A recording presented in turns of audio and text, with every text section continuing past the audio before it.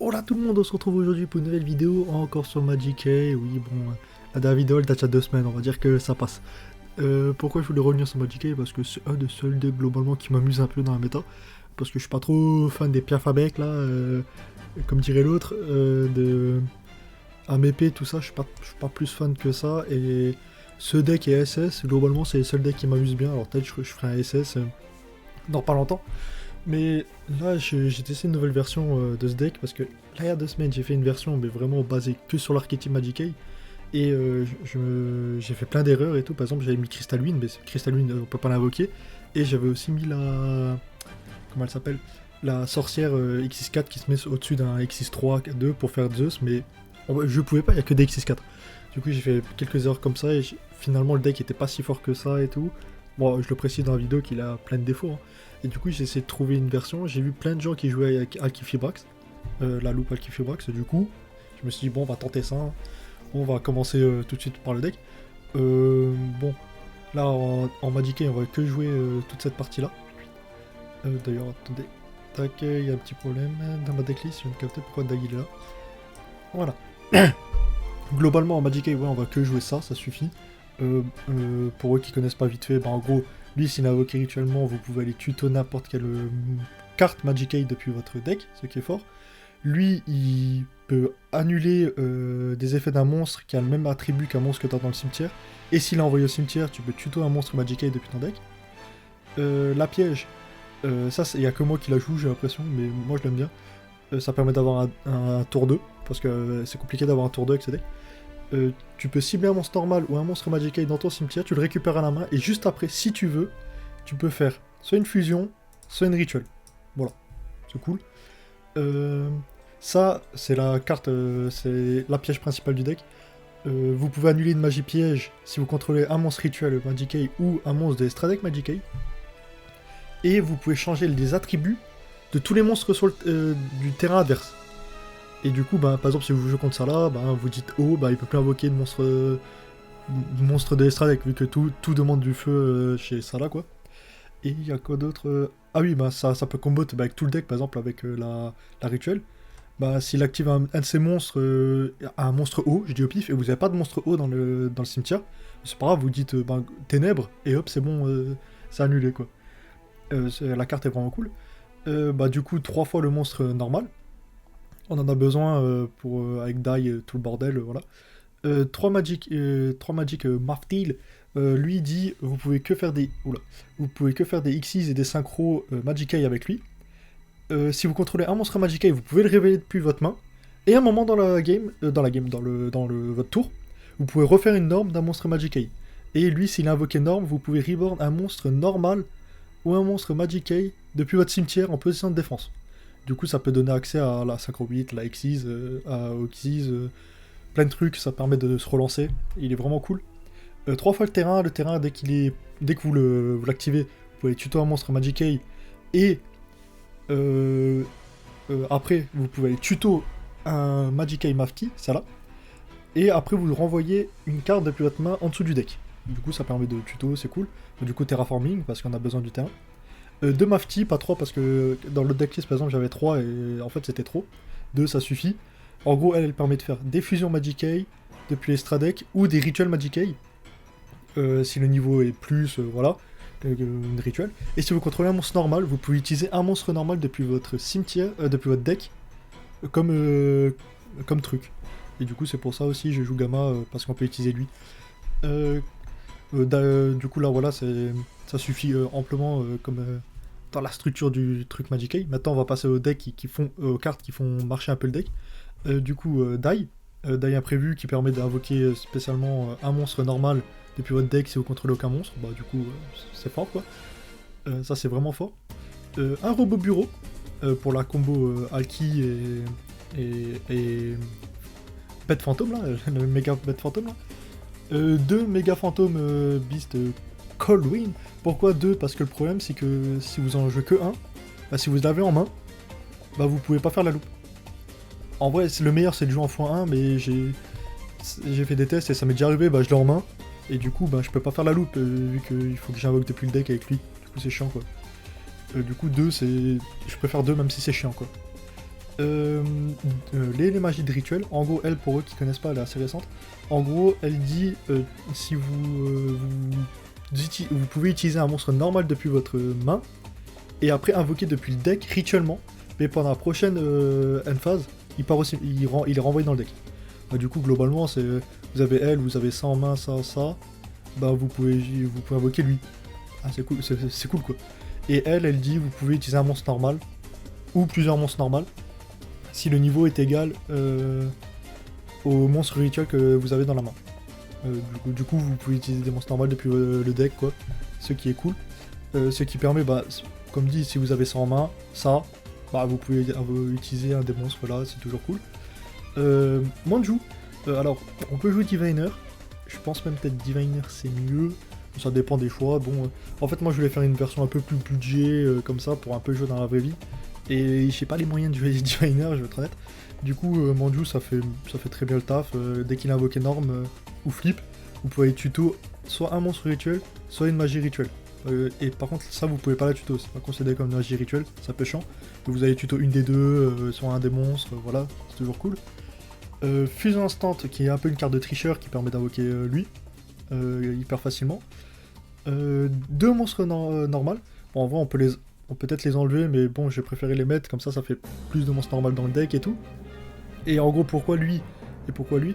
En gros, elle, pourquoi cette carte? Parce qu'en gros, elle est synthoniseur. Et bah, c'est cool au cas où, si on n'a pas accès à un synthoniseur pour invoquer Alki, avec Dai. Y a quoi d'autre? Bah, les terres, et ça peut combo au cas où si on n'a pas de terre dans le cimetière et tout. Et lui, il a 2000 de def et il les vend. Et je me dis, globalement, si imaginons on brique et on l'a en main, bon, on set un truc à 2000, ça peut être chiant. Et c'est parce qu'il les vend, et en ce moment, bah, il y a les Piafabek, il y a Amepe qui est vend, il y a plein de trucs qui est vend, du coup, c'est toujours cool. Et en end-trap, bon, les end-trap, ça peut vraiment changer, mais en gros, Imperm c'est fort en ce moment, H c'est toujours cool, et j'ai mis Gamma. Gamma principalement parce que c'est fort en go second, et le deck en go second, bon, il est un peu nul. Du coup, je me suis dit autant optimiser avec la meilleure end-trap. Et ça donne accès à Gamma, à Driver, et des fois, ça peut vraiment nous sauver de jouer Driver. Genre en envoyant, en utilisant ça, si vous avez Driver en main, si ça, vous pouvez envoyer Driver au cimetière. Il y a plein de setups où vous pouvez envoyer Driver au cimetière et c'est utile quoi. Bon, je pense qu'on a fait le tour. On va passer à l'extra deck. Deux fois la synchro. La synchro, en gros, elle dit, elle peut faire 2 battles sur 2 monstres, voilà. Si vous avez utilisé 2 attributs différents pour son invocation, vous pouvez set une magie piège Magic Aid depuis votre deck. Du coup, vous avez set elle. Et si vous avez déjà elle en main, bon, vous set elle et inversement, voilà, on s'en fout. Et si votre adversaire il invoque un monstre, vous pouvez activer son effet.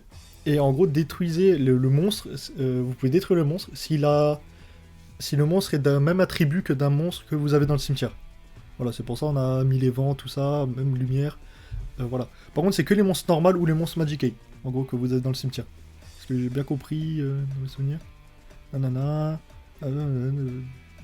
Excepté dans HM, you can destroy. Ah, mais lui s'en fout, ok. Bah, vous pouvez détruire un monstre et globalement, on a accès à tout. Après la loupe, on peut avoir un vent dans le cimetière, on peut avoir un lumière, on a ténèbres. Bon. Ça nique la méta quoi en ce moment. Lui, il est cool parce qu'en gros, il est tuner, du coup, c'est toujours cool pour Alki. Il peut aller rechercher, quand il est invoqué par fusion, vous pouvez aller chercher la Magic Mafti, elle, depuis le cimetière. Et une fois par tour, vous pouvez cibler un monstre en mode attaque, qui est du même attribut qu'un monstre normal que tu as dans le cimetière, ou un monstre Magic que tu as dans le cimetière. Tu changes sa position en défense, et il perd 1000 de def, et il banne tous les monstres qui est détruit par cette carte. C'est pas ouf, mais je me dis à un moment ça peut sauver. La grosse fusion, en gros, elle dit, dès qu'elle est invoquée, elle peut pas être annulée, son invocation ne peut pas être annulée. Une fois par tour, tu peux cibler un monstre normal ou un monstre Magic dans ton cimetière, tu détruis toutes les cartes du même attribut. Voilà, c'est cool, on prend. Et si un monstre d'adversaire est détruit par un attribut ou est détruit, est détruit par battle ou par effet, tu peux activer son effet et piocher une carte. Voilà. Par contre, c'est une fois par tour. Pas par carte, mais c'est une fois par tour. Voilà, c'est pas Hard Ward Sparkle. J'arrive pas à parler anglais, excusez-moi. Là, X64 qui reste toujours une bonne option. En gros, dès qu'elle est invoquée, vous pouvez détacher un et aller tuto un monstre de niveau 4 depuis votre deck ou un dans le cimetière et l'ajoute à la main. Et durant la dommage step, si cette carte a un monstre normal ou un monstre Magic Eye, que je dis pas de conneries, nanana, ou nanana. Ou en gros, si un monstre Magic Eye ou normal dans le cimetière, vous pouvez détacher un matos et vous envoyer son monstre au cimetière dès qu'il attaque. Ça peut gérer Dragoon, ce truc peut gérer Dragoon quelque part. Du coup, c'est cool. Un Zeus, bon, parce que c'est facilement invocable. Des fois, bah, vous faites pas l'effet, vous invoquez Zeus, voilà, c'est toujours une bonne option. Ça peut sauver, je me dis, on peut l'invoquer, alors autant le mettre. Du coup, la combo Alki Fibrax, du coup, le bon vieux Alki, voilà, le fantôme, la combo classique, hein, Sauvage, Herald, tout ça. Pourquoi on joue pourquoi j'ai mis 2 Herald? Alors attention, parce que la loupe elle est un peu bizarre. Alors en gros, ça peut arriver dans des setups où, par exemple avec lui, vous pouvez sacrifier 2 monstres et invoquer depuis votre deck un des lui quoi en gros. Bah lui, quand il est envoyé au cimetière, vous pouvez tuto un monstre rituel ou une magie rituelle. Et en fait, ça, dans certains setups, ça peut arriver que bah lui, bah vous, au lieu de détruire 2 jetons, vous détruisez un jeton et un Herald. Et du coup, comme ça, vous pouvez aller tuto un monstre rituel ou une magie rituelle pour continuer un peu à loop derrière. Et après, plus tard, vous pourrez toujours réinvoquer un Herald, ça y a pas de problème. Avec le Deathbot quoi. Un Sauvage, bon, c'est hyper facile de l'invoquer quoi dans le deck. Y'a qui? Y'a là le Doubter Strager FA. En gros, bah lui aussi il est hyper facilement invocable, il permet d'annuler les magies pièges, c'est toujours cool. Une Apollousa pour en gros le tour 2, comme dit, parce que lui, globalement, il va jamais partir parce que quand il a invoqué ce tour, il peut pas être utilisé comme matériel lien, du coup c'est chiant. Par contre, le tour d'après, il peut. Du coup, si vous arrivez à survivre, globalement, ce qui sera le cas, hein, il est fait pour survivre un tour, ce deck, si ça passe, ben vous pourrez toujours faire une Apollousa, et avoir un tour 2, et avoir lui en main grâce à la piège, bon, plein de trucs, voilà. Une X64, là, les deux, là, je savais pas trop quoi mettre, j'ai mis au pif, hein, j'avoue, là. Là, lui, c'est juste que c'est en mode... vous pouvez détacher 2, piocher 2, discard 1, et vous piochez pas le prochain tour.